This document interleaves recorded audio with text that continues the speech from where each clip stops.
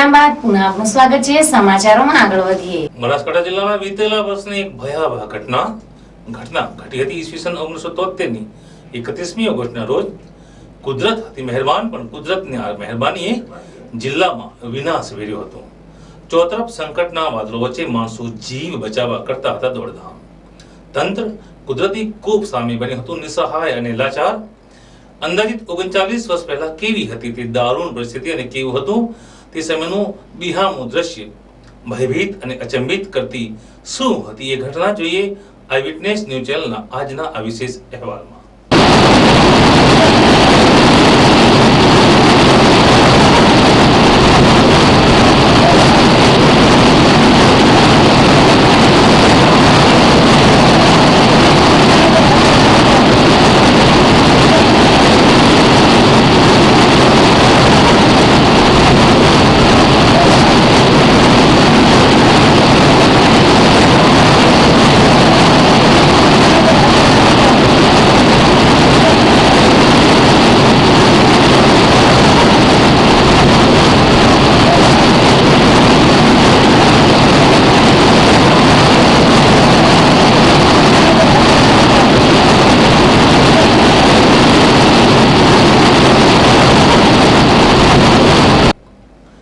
કુદરતના મિજાજની કોઈ જાણી શકતું નથી। કુદરતની આગળ માનવી પાંગળો પુરવાર થયો છે। જ્યાં જળ હોય છે ત્યાં થળ અને થળ હોય ત્યાં જળ થઈ જાય છે। આપણે વાત કરીશું 1973ની 31મી ઓગસ્ટને, તો એ દિવસે બનાસકાંઠાવાસીઓ માટે અતિ ભયંકર ગોઝારો દિવસ હતો। આ બોલતી તસવીરો 39 વર્ષ પહેલાની છે। દાંતીવાડા ડેમની 1973માં ઓગસ્ટ મહિનામાં અતિ ભારે વરસાદમાં અને રાજસ્થાન તથા ગુજરાતમાં લીલો દુષ્કાળ જેવી સ્થિતિ સર્જાઈ હતી। ચોતરફ મેઘ મહેરથી પાણી દેખાતું હતું। રાજસ્થાનના ઉપરવાસમાં પુષ્કળ વરસાદના કારણે દાંતીવાડા ડેમમાં પાણીની આવક વધી ગઈ હતી। આ બોલતી તસવીરો છે દાંતીવાડા ડેમની તે સમયની સ્થિતિની કે જેનું ફિલ્માંકન કરાયું હતું।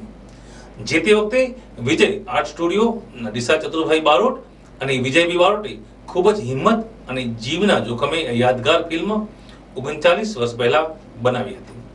જ્યારે ઘટના બની તે વખતે જીવના જોખમે બાહોશ બનાસકાંઠા કલેક્ટર પ્રભસુ તેમજ દાંતીવાડા ડેમના લાડ સાહેબ, સેક્શન અધિકારી સીપી પટેલ, કાર્યપાલક ઇજનેર અને ડેપ્યુટી ઇજનેર જીજી મિસ્ત્રી તથા ક્લાર્ક પીસી પટેલ તેમજ ડેમના સ્ટાફ અજયભાઈ રાઠોડ વગેરે ઘટના સ્થળે હાજર હતા।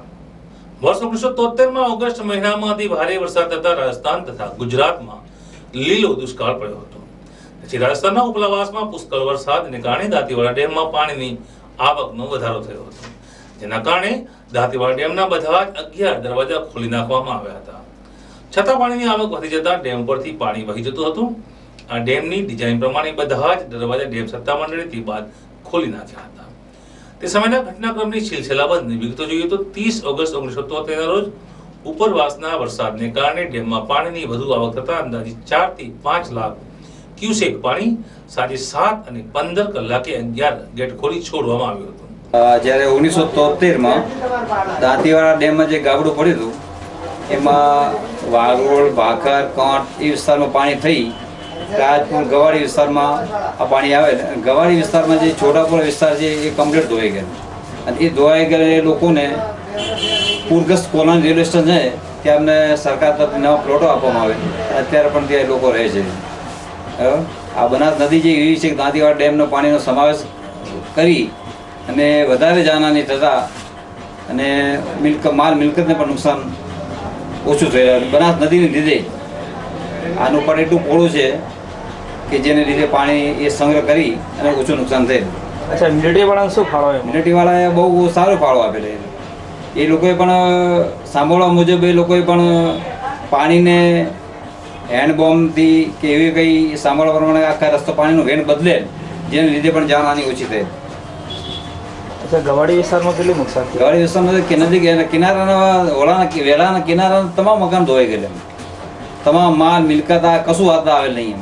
અચાનક પાણી આવવાથી લોકો પોતાનો પણ માલ મિલકત ખસેડી પણ શકેલ નહીં। ઢોર, ઢાકર, બકરા એ કમ્પ્લેટ તણાઈ ગયેલા।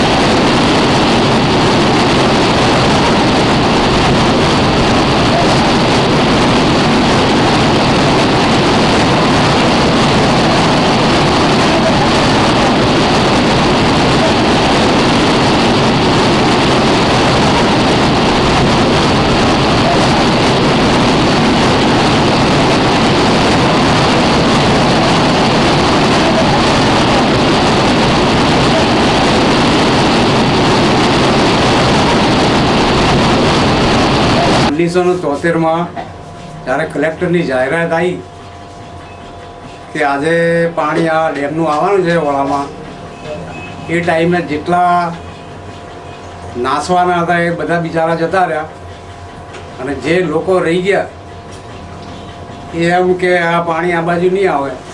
પણ રાતે લગભગ નહીં તો 8:30 વાગ્યા હતા અને એટલો જ જોરથી એક ધડાકાની સાથે પાણી આવ્યો.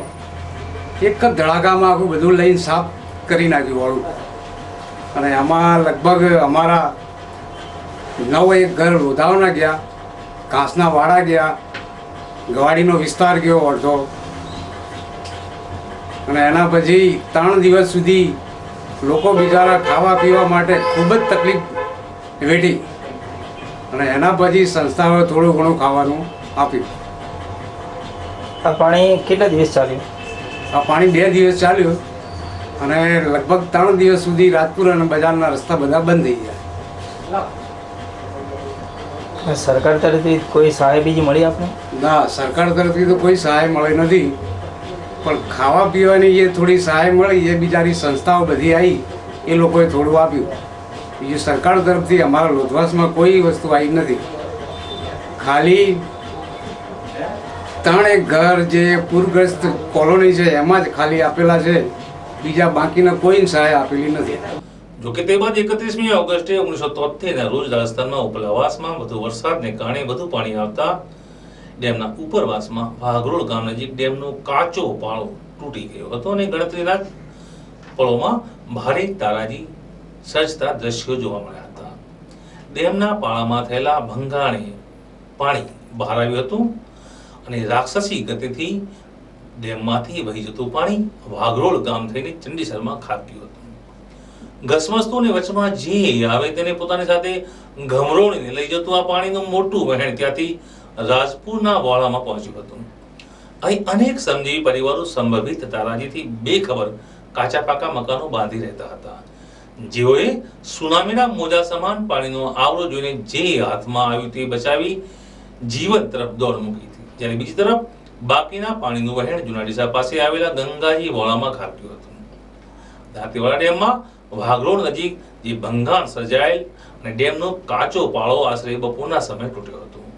ત્યારે દિશા ઉપર સમાચારો પ્રસારિત થતા લોકો સતર્ક બની ગયા હતા અને લોકો અગમચેતીના પગલા રૂપે જોખમ તથા થોડો ઘણો ઘરવખરીનો સામાન લઈ સલામત સ્થળે પહોંચી ગયા હતા.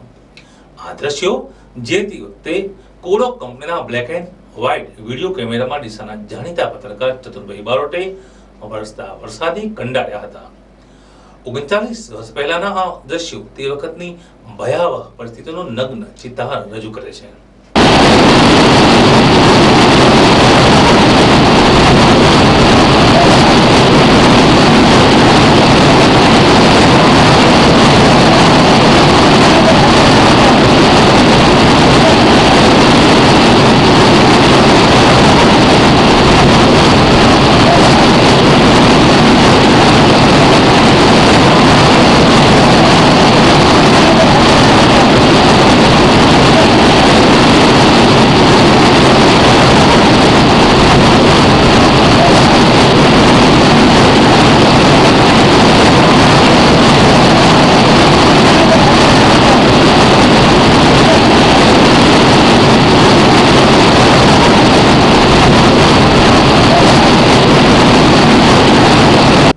દ્રશ્ય આપ જોઈ રહ્યા છો તે જસભાઈ પટેલની લાઠી તેમજ ભીલવાસ રાત્રે 8 વાગે પાણી ડીસાના નીચાણવાળા ભાગમાં પ્રવેશ્યું અને તે પાણીનો તીવ્રતાને કારણે જમીનમાં આશરે 20 ફૂટ જેટલી જમીન કપાઈ હતી.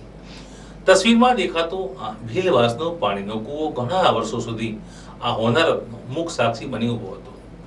ત્યારે સામેના કિનારે ગવાડી તેમજ લોધવાસના ઘણા ખરા પાણીમાં ઘરો તણાઈ ગયા હતા. જ્યારે સરકારે આવા પૂરગ્રસ્ત નાગરિકોને જે તે વખતે 71 પૂર પીડિત અસરગ્રસ્તોને મકાન માટે જગ્યા ફાળવી હતી. સરકારની સનદના કરાર મુજબ આ મકાનો ભાડે ગીરવે આપવા અથવા વેચી શકાતા નથી. તેવી શરત પ્રમાણે પૂરગ્રસ્તોને સરકારી સહાય મકાનો બાંધી આપવામાં આવ્યા હતા. બનાસ નદી 2 કાંઠે ઘસમસતી જોવાનો લાહવો અલગ હતો અને એકાદ માસ સુધી આ સુસુપ્ત નદી બંને કાંઠે વહેતી તે સમયે લોકોએ જોઈ હતી. 1973માં લગભગ કયો મહિનો હતો? ઓગસ્ટ મહિનો. ઓગસ્ટમાં. હા, ઓગસ્ટમાં આવ્યું હતું આ પાણી. એ વખતે આપણે અહીં વરાની અંદર એટલું બધું પાણી આવ્યું હતું કે પુષ્કળ પાણી આવ્યું હતું. લોકો આખું ગામ જોવા આવ્યું હતું. પછી એમ કે લોકો બધા પાણી વધારે આવ્યું એટલે લોકો બધા જતા રહ્યા અને ગામમાં બી ઘણા ખરા લોકો બહાર નીકળી ગયા, ખાલી થઈ ગયા. અમે બી જ્યાં અહીંથી જતા રહ્યા હતા, અમે થોડા પુરુષો હતા અહીંયા ફરતા હતા. પણ પાણી પછી અમારી જે લાટી હતી જૂની, એ લાટી કૂવો, મકાન, ગોડાઉન બધું જ આખું જ તણાઈ ગયું. એમાં કશું જ બાકી નહોતું રહ્યું સાહેબ, બિલકુલ. માલ હતો તે બધો તણાઈ ગયો હતો. પછી અમે આ લોકો અમારી જોડે ભીલવાસ હતો. એ ભીલવાસવાળા બધા છે કે ઘણા ખરા અહીં આવ્યા, ઘણા ખરા સિવિલમાં ગયા, ઘણા ખરા બહાર નીકળી ગયા અને એ લોકોમાં બધા નાશભાગ થઈ ગયા અને એમના છાપરા બાપરા બધા તણાઈ ગયા. કોઈ એકેય છાપરું ઊભું નહોતું થાય. અને કૂવા બી પેલો કૂવો બી ઊભો હતો, એ કૂવા સુધી 20 ફૂટ સુધી એ કૂવો ખાલી થઈ ગયો. ત્યાર પછી લોકોએ મદદ કરવા માટે તો લોકો ઘણા ખરા આવ્યા હતા. કોઈ ખાવાનું, કોઈ ફૂડ પેકેટ, કોઈ આ છે તે છે આપતા હતા ત્યાં. પણ આ બધા અહીંથી જતા રહ્યા હતા એટલે પછી ત્યાં કોને આપે? પછી સરકાર બધું ત્યાં આપતી હતી. અને લગભગ સવાર થતાં સુધી પાણી આવ્યું હતું અને બધું જ પાણી બધા લોકોને, બધા ગામડાવાળાઓને પણ ખૂબ તકલીફ પડી હતી. એટલે અમે અમારી નજરે જોયેલું હતું, જેમ કે ઘોડાપુર આવે ને એવી રીતનું ઘોડાપુર આવ્યું હતું. પેલી બાજુ માણસો હતા સ્ટેશન ઉપર, એ અહીં આવવાના હતા પણ તે આવી શક્યા નહોતા. અમારે અંબાલાલભાઈ ત્યાં હતા જ નહોતા આવી શક્યા. પછી આ લોકોએ અમને તો કોઈ મદદ કરી નથી સરકારે, કશું કોઈ જાતની મદદ અમને નથી કરી. અમે પછી આ નવેસરથી જગ્યા રાખી, અહીં નવેસરથી લાઠીમાં કરી. ત્યાંથી લાઠીમાંથી આખા જતા આવ્યા, કારણ કે ત્યાં રહેવાનું નહોતું કશું. પછી આ ભીલવાસ કઈ બાજુ રહેવા ગયો બધું? ભીલવાસ એ બધું ત્યાંથી જતો રહ્યો હતો, કોઈ હતું નહીં ત્યાં. અત્યારે તો ભીલવાસ છે બધો. હે? હા, જે ભીલવાસવાળા હતા ને એમને બધાને રીજમેન્ટ જગ્યા લીધી અને ત્યાં સરકારે મકાનો બી બનાવ્યા હતા. રોટરી ક્લબ બનાવ્યા હતા બધા. અમે રોટરી ક્લબમાં હું હતો, એ રોટરી ક્લબવાળાએ બધા જ મકાનો, સરકાર અમે પૈસા આપ્યા હતા અને બાકીના પૈસા રોટરીએ આપીને બધા મકાનો બનાવ્યા હતા. 1973ની 31 ઓગસ્ટે દાંતીવાડા ડેમમાં પુષ્કળ પાણી આવવાથી એક સાઈડમાં ઓવરફ્લો થઈ અને ગાબડું પડેલું, તો એ ગાબડામાંથી પાણી પછી વાઘરોડ બાજુ થઈ અને ડીસાના વળામાં આવેલું અને એ વળામાંથી પછી રાજપુર ગવાડી આગળ થઈ અને નદીની અંદર મિક્સ થઈ ગયેલું. એ વખતે ડીસામાં અમારી લાટી હતી અને મકાન હતું, વોળાની ધાર ઉપર જ હતું અને પાછળ જ વોળો હતો. એ પાણી એટલું બધું ફોર્સથી આવેલું કે નીચેથી જ જમીન કાપતું હતું.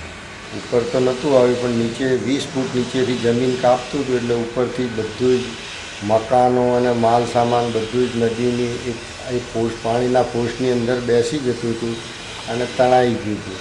મોટાને મોટા ગોળવા અને બીમ હતા, મકાનો, તિજોરીઓ બધું જ તણાઈ અને નદીમાંથી આગળ 20 કિલોમીટર દૂર સુધી અમારો માલ બધો ગયેલો હતો. રાત્રે 9 વાગે અહીંયા પાણી આવેલું, 12 વાગ્યા પછી આખું ડીસા ટોટલી ખાલી થઈ ગયેલું અને અમે પણ બધા 2-3 જણા જે રહેલા, બાકીના બધા સ્વસ્તિક સોસાયટીમાં જતા રહેલા. અને બાકીના જે વિશાલામાં અને આ બાજુ બધા હતા એ લોકો બધા બ્રિજ ઓળંગીને પહેલેથી જ તે ધાનેરા 4 રસ્તા બાજુ જતા રહ્યા.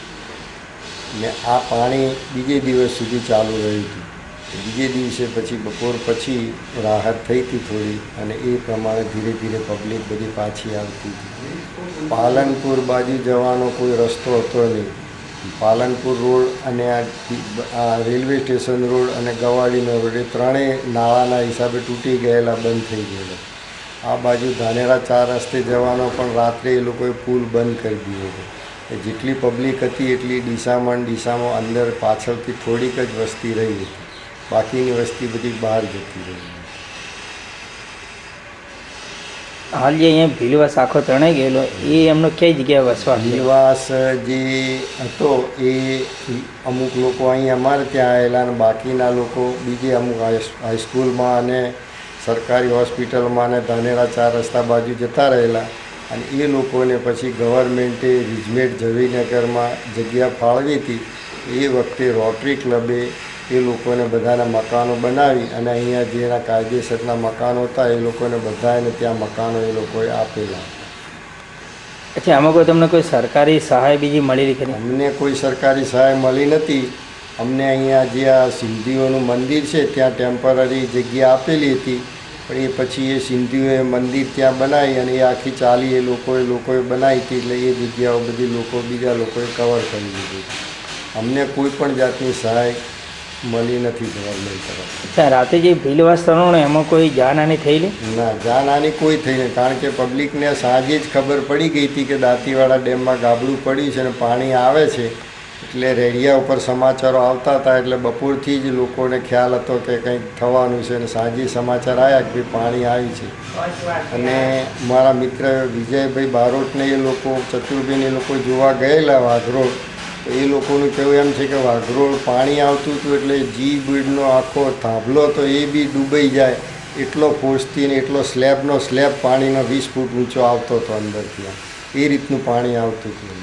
ત્યારે બનાસ નદીના પુલની છેક ઉપર સુધી પાણી આવી ગયું હતું. લોકો પોતાના બચાવના કારણે પુલ ઉપરથી સામે ચડી જતા હતા. ત્યારે બનાસ નદીમાં ભારે અને અતિ ભારે વરસાદને કારણે ડેમ ઓવરફ્લો થયેલો હતો. બનાસ નદીનો પટ બિલકુલ સાંકડો પટ પહોળો થઈ ગયો હતો. નવાઈની વાત તો એ છે કે આટલા તીવ્ર પાણીના વહેણ હોવા છતાં સામેના કિનારે આકોલ, માલગઢ, કુપટના કુવાઓની ધોવાણ થયેલ, પરંતુ આ પુલના એક પણ કાંકરો પડ્યો ન હતો. અંગ્રેજો સમયનો આ પુલ તે વખતે થયેલ તારાજીનો હાલ પણ સાક્ષી બની અડીખમ ઊભો છે. આ સ્પેશિયલ અહેવાલ વિતેલા વર્ષના જાણીતા ડેમ સત્તામંડળના અધિકારીઓ, ડેમ પીડિત સાહેદો તેમજ સમગ્ર ઘટનાને કેમેરે કંડારનાર પત્રકાર ચતુરભાઈ બારોટ વગેરેને આભારી છે. 1969 में 73 में जब बंद फूटा ना, उस टाइम पे हम गवाड़ी में रहते थे, नाले के किनारे पर रहते थे. दांतीवाड़ा बंद फूटा, उसमें हमें खबर मिली कि 2 बजे से खबर मिली कि बंद टूट गया. बाज़ार में से सब लोग दुकानें बंद करके भागने लगे और सब घर पे जाने लगे. उस टाइम पे हमने सोचा कि अब क्या करना चाहिए, तो इसके लिए कोई रास्ता हो नहीं सकता. फिर ऐसा सुना था कि ये शांति भाई साहब भी उनके पानी के आगे चल रही है साथ में, और मिलिट्री भी साथ में है, और बम डाल के रास्ता बना रहे हैं, नाले के अंदर पानी चला जाए, इसलिए ऐसी कोशिश में वो लोग से. पर पानी नया दिशा में घुसने की तैयारी में था, और ऐसा सुनने में आया कि बम डाल के उन्होंने पानी नाले के अंदर निकाला. उस टाइम पे हमारे भी मकान का करीबन गवाड़ी में से 70 मकान सैलाब में चले गए थे, और नवा दिशा में भी जी 50-60 मकान वहाँ से सामने से चले गए थे. पानी भी इधर से टक्कर मार के यूँ उधर से जाता था, उधर से उधर जाता था, इसलिए किसी को बचने की कोशिश नहीं थी. सब लोग भाग के रात को चले गए थे. 8 बजे करीबन पानी आ गया था. उस टाइम पे लोगों ने बहुत सारे तो रोना शुरू कर दिया था, और भागने की कोशिश, सब भागम भाग में हो गए थे, क्योंकि रात को हुआ ना, इसलिए एकदम तो घबरा गए थे सब. किसी ने कोई सामान लेने की कोई बचा नहीं, बच्चों को लेकर रवाना हो गया. उस टाइम पे हम परेश में रसिक भाई ने रहते थे. उस टाइम पर परेश में आके हमारे बच्चे, छोटे छोटे बच्चे थे, 4-5 बच्चे, उसको लेकर परेश में आके रह गए थे. और इसलिए से वो बाकी बाद में सुबह में जब सुना तो तमाम मकान, हमारे मकान और दूसरे हमारे भाई के मकान और दूसरे हमारे पड़ोसियों के सबके मकान चले गए थे. एक आध कुछ मस्जिद वगैरह कुछ धार्मिक स्थान को कोई नुकसान हुआ था? वहाँ सामने मेरा मोहल्ले के अंदर वो मस्जिद के वो कुछ अमुक भाग चला गया था मेरा मोहल्ले के अंदर से. अच्छा, फिर आपके मकान चले गए, तो उसके बाद आपको सरकार ने कहाँ मकान दिया? सर यहाँ पर यहाँ नाला था, खड्डे पड़े हुए थे, यहाँ सब ट्रैक्टर फिरा कर यहाँ से जगह सेट करके फिर यहाँ से वो शहीद साहब थे ना, उन्होंने कोशिश करके सबको मकान दिलाए। शौकतुल्ला शहीद साहब। कितने मकान थे अंदाजित? 70 मकान का अंदाज है। ये मकान अभी तुम्हारा खुद का घर वेरा पानी वेरा सब आता है? पानी में आता, लाइट वाइट सब मिल गया। हाँ, ये रेगुलराइज मकान है? जी हाँ।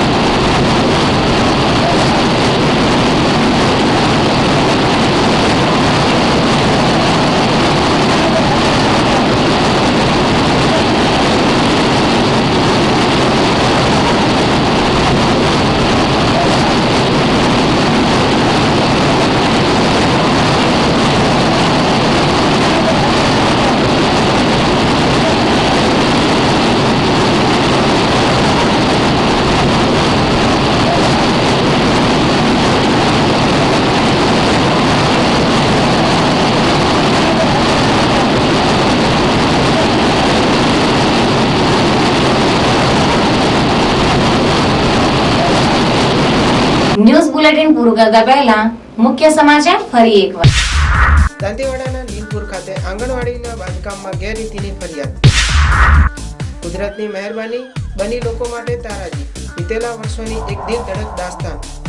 તો આ હતા આજના સમાચાર. વધુ સમાચારો સાથે ફરી મળીશું. નમસ્કાર.